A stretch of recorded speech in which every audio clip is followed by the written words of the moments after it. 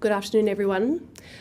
Telstra has now provided formal notice to the 000 custodian that their outage has been resolved.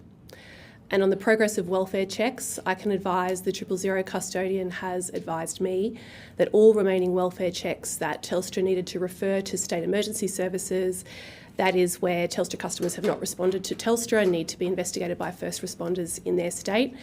All of those referrals have now been completed, and I can advise that there were no adverse outcomes associated with those referrals. I'm sure that is of a huge relief to Australians.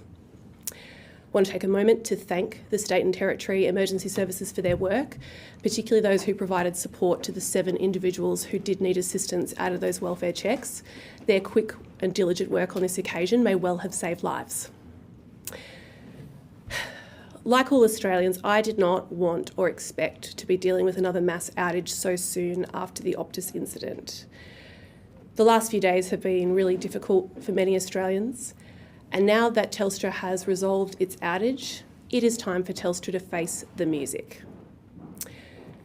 Telstra has a lot of questions to answer. We need to get to the bottom of what happened.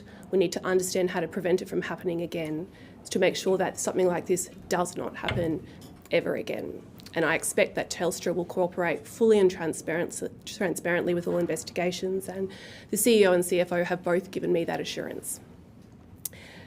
Telstra has held special trust from Australians. It has been respected as the premium service. It is an iconic company. It has a rich history. But that trust really stands in peril today. It is going to take Telstra a lot of time and a lot of work to rebuild that trust with Australians.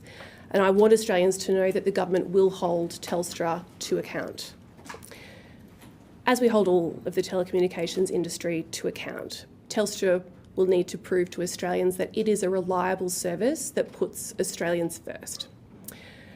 The Albanese government has significantly increased regulation and scrutiny of this industry in our time in government, and we will work collaboratively as partners, but we will not take a backward step when it comes to holding telcos to account.